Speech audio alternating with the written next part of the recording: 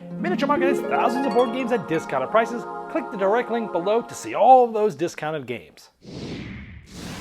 Hello my friends, it's the Game Boy Geek here. Next week, from the time this video launches, Essen Spiel fair is going to be going on in Germany. It is arguably the largest board game convention in the world. Recently went through the Board Game Geek preview list. Thanks Eric Martin and Board Game Geek team for putting that together. There were over 1,000 games that were listed as for sale at Essen. Wow, it took days to go through that list. So I've combed through that list and got to my top 10 most anticipated games. So here we go.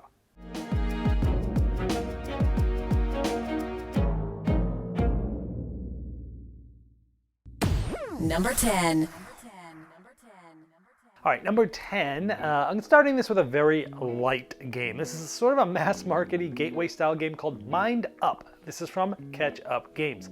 This is one of those simple little card games where you're essentially doing a simultaneous card selection. Think of like For Sale, where you're selecting a card, putting it face down, trying to guess what others might do, flipping it up, and then what happens is once everyone flips their card up, you put it in ascending order. And then you take the card that was above the one you wanted, and you're going to be starting to score those from left to right. And you're collecting sets of different colors, and different colors are going to score different amounts each round depending on sort of the randomized setup. And so you're trying to figure out, I want that pink card up there. It's a 27, but it's kind of in the middle of the range. Which card number should I put down to try to get that? And if I'm off, would I rather get the one to the left of it, the blue one, or maybe the yellow one to the right of it? You're trying to figure this out and get in the heads of everybody else and trying to do set collection in this very easy but thinky game that looks like a lot of fun. I talked to Eric Martin about this game as well, and he loved it. So he tends to like some of the smaller, quirky card games that I like as well. So again, this is just a very simple sort of filler game that's easy, and you're trying to collect points. It's multiple rounds, and after you score all your points, those cards are the ones that are in your hand for the next round. You play 3 rounds.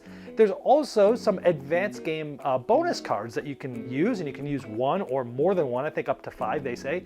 And you can really get extra points for doing all these other different things, giving another layer to the game. So if you want to play this with gamers and you want a little bit more to think about, you can do that too. I've heard good things, and so this one looks right up my alley for those little filler games that I love.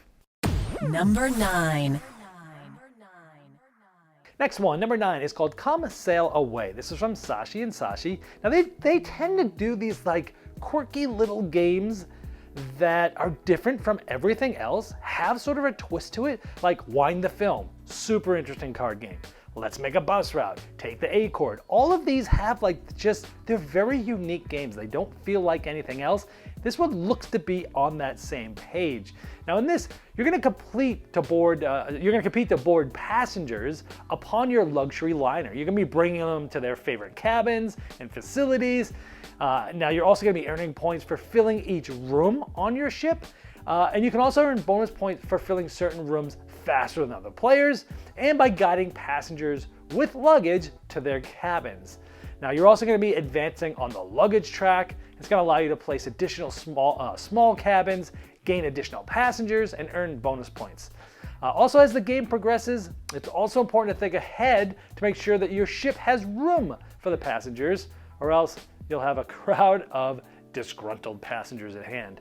Now, this game, again, all of their games, I think, use the same artist because it has a very memorable look. It kind of has a style where all these games look in this certain way. I tend to like that style. But mechanism-wise, it uses a Mancala type of thing where you're picking up the certain things and then going in order and clockwise and dropping them off to different rooms, but you're saying which order those colors go and you're trying to match different things. Again, because they have a strong track record of bringing games that are not like others, and the fact that it uses Mancala, which I like a lot, that's why this one made the list.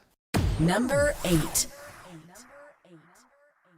Number 8 is Dying Message. This is a social deduction game from Wisebox Games, and I gotta admit, this could be really cool or it could be a complete flop for me, but hey, we're shooting high here, looking for things that have lots of potential here. This, from what I can read, there's not a lot of information about this. There's no rulebook online. There's like very little information about from what I could gather, this feels like it's a cross between Werewolf and Deception Murder in Hong Kong. Werewolf because Each night the killers are going to eliminate a player while everyone else has their eyes closed. But once the killers get rid of a player, the now dead player gets to choose one evidence card, cards with images, kind of like Deception and Murder Hong Kong, as their dying message to help identify the killers to the other civilians in the group. And then on the other hand, the killers are also getting to add dying messages, 2 or 3 evidence cards to throw off the civilians from winning. And the last group standing wins. So you're either the killers or not. Each of them you can use special ability cards, similar to like, Deception, Murder, Hong Kong, where you're on a certain side, but you have special abilities, but there's these different image cards, and they're going to be manipulated, and you're going to be using those cards to try to figure out who's the bad team, who's the good team. I don't know. I like these style of games. This one feels like a cross between 2 of my favorite style games. So I have high hopes for this one, that it will be something unique and different and not just like, oh, they just took like bits and pieces of each of these games and the sum of its parts isn't better, But I'm hopeful. This does look cool. That's why I made the list. Number 7. The next one is Match of the Century. This is from Capstone Games, and this is in the same line of games of Watergate, sort of a small box 2-player tactical card game. The theme's really interesting here. You are reenacting the 1972 chess match which was American Bobby Fischer versus Boris Spassky from the Soviet Union. Now you play one another over a series of games, and just like if you're in like a chess championship match. However, each of the game lasts only a few short, intense turns, so that every decision counts in pulling off the win. Now, as you play cards, each of these have unique effects, and each player has an asymmetrical deck. I think there's only 16 cards of each. So you're going to be manipulating the mental endurance of the other player and the outcome of each of the quick games, but you're going to be weighing your options carefully because, by giving up an advantage, you can use your card's effects. So again, this is an asymmetrical 2-player card-driven game. I liked Watergate, but I didn't like it nearly as much as I hoped I was going to. I didn't necessarily like, in that case, having the 2 separate decks. I liked sort of 1960, Making the President, which is similar, but I liked having the combined deck, so you never know exactly what cards they're going to have. This one has 16 cards in each asymmetrical deck, so you're going to know the decks pretty well. And I didn't like that about Watergate, but I do love 2-player tactical card games. I do like, the aspect of giving and taking, and you can, lose this one little battle to win the war type of a thing. And Capstone does great stuff. So it's got things that I know I don't like about these types of games, but at the same time, the theme's really cool. And looking at what some of the cards do just seems like it'd be some interesting gameplay. And that is Match of the Century. Number 6. Number 6 is Sea Dragons. One of the co-designers here is Simone Luciani, which is a very popular designer. He's done many huge games. And it's published by Fractal Juegos.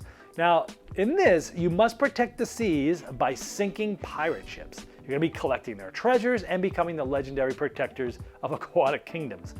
Now, basically what you're doing is you're playing cards from your hand that have patterns on them.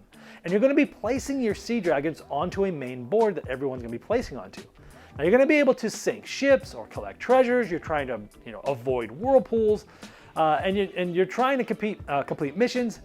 And so you're going to be getting, some points that way too. Now, your long-term goal is to achieve the greatest presence in each of the 4 kingdoms. So not only are you tactically trying to figure out where can I fit these sort of polyomino style patterns, and I'm building those with the sea creatures out there, sea dragons, but you're also trying to get things and get chips and avoid whirlpools, but also having area control of different areas.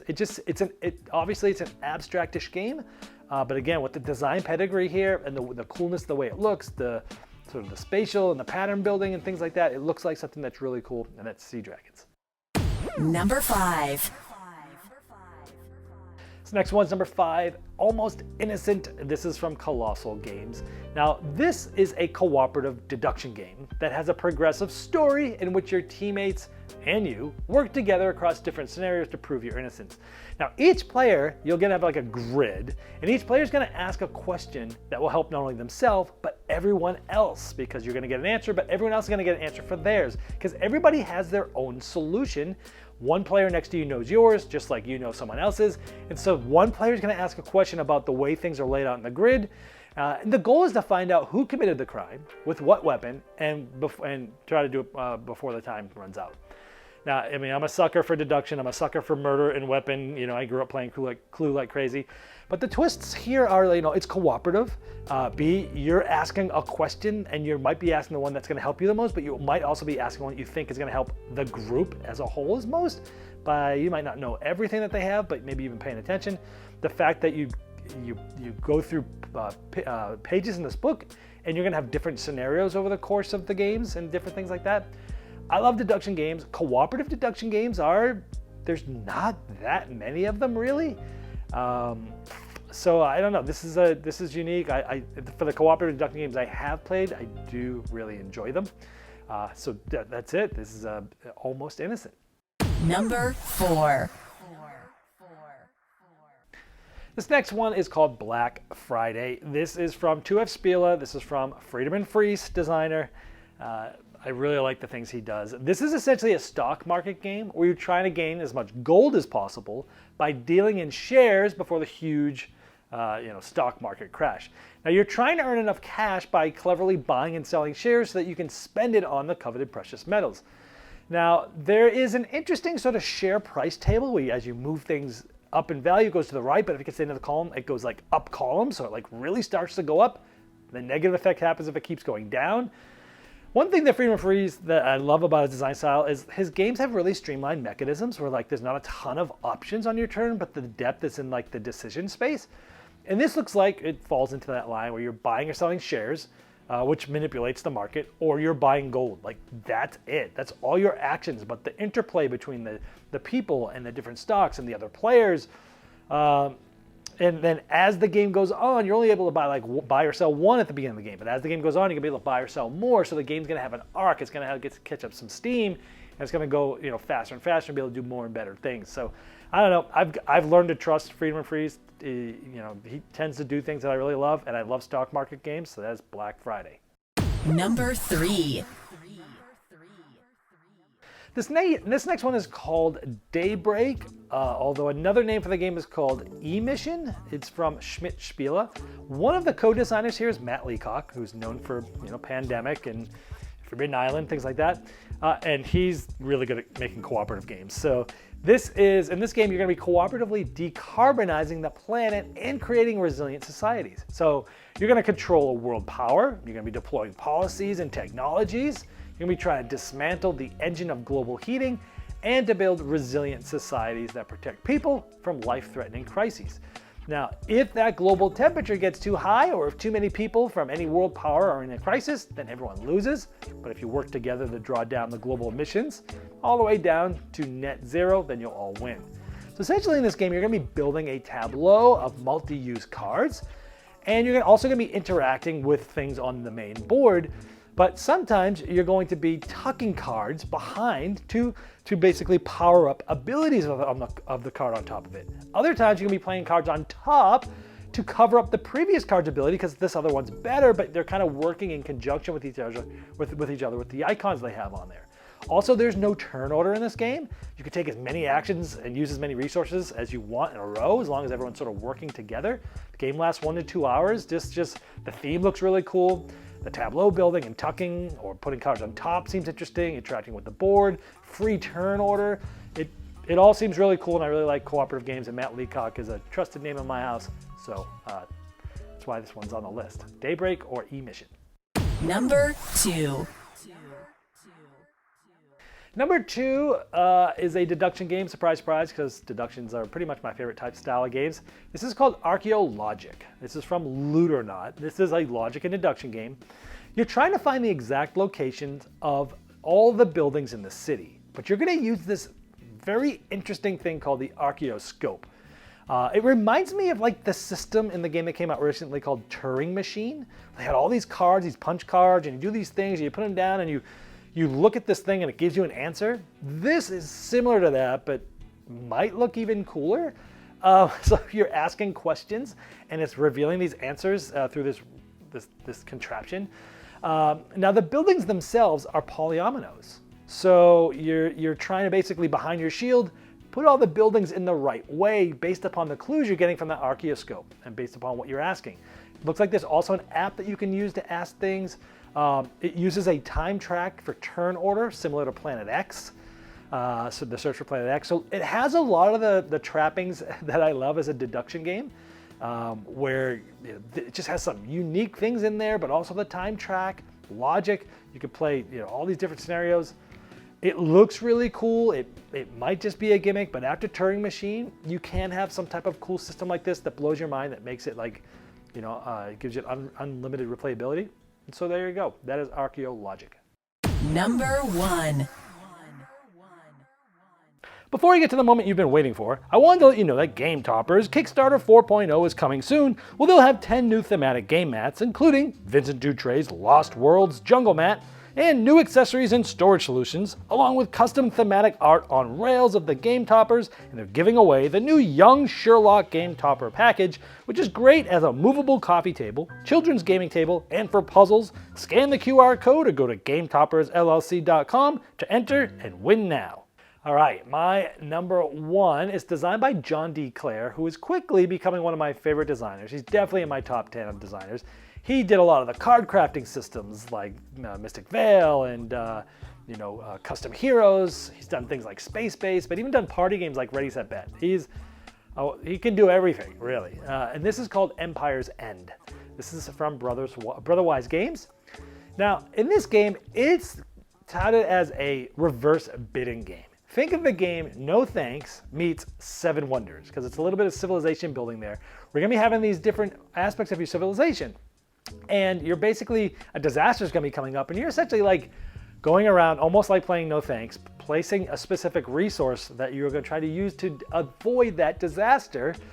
And as soon as someone can't or doesn't want to avoid it, they take all of the resources that are there that they can use for future ways of avoiding disasters. But one of their things is going to basically be burnt down, but you're going to get an innovation, which is going to allow you to tuck something under one of your other pieces of your civilization, giving you an ongoing bonus next time that bonus triggers. Think of Space Base, when you tuck cards and now I get this number, now I can do this, this, and this. He used that same mechanism I used in Space Base for this. And it just seems really cool. There's also different aspects of different types of cards, buildings you're trying to get. There's a military aspect where you're trying to have the most military, and if you get a certain amount, you get a certain amount of points, but if you have the most, you'll get additional ones. That part is sort of Seven Wonders-ish, where you're working on military, but you're working on other things. It looks beautiful. Again, I love it when people take like mechanisms from like tried and true classic games like No Thanks, and they mix it with something else. Like in this case, sort of like a Seven Wonders-ish style game.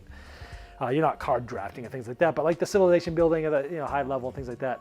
To me, this just looks, and combining a little aspect of Space Base. It also has Quan Chai, his art. Oof. That's for all those reasons. That's why this is my number 1. I am dying to play this one. I think this is gonna be one of those sort of like, light medium games that like doesn't take too long, has very streamlined mechanisms, but just has tons of depth where you're really playing the other players as much as you're playing yourself there. So that's my number 1, Empire's End. Well, I hope this helped you find out about games that you didn't know about, so you can look further into them to see if these might be the ones for you. This has been the Game Boy Geek, breaking down barriers, growing relationships to board games by helping you on the next one you'll love. Game Toppers not only transforms your existing table into a high-quality gaming solution, but they now offer full leg kits and dining cover solutions for the full table application. Paired with over 20 styles of thematic game mats in 11 different sizes from notable board game artists like Vincent Dutray, collapsible cup holders, and real cool accessories, experience what thousands of other gamers enjoy by upgrading every game you play with a Game Topper system. Save hundreds of dollars on Game Topper package deals that are in stock now for immediate shipping at GameToppersLLC.com or click the link below.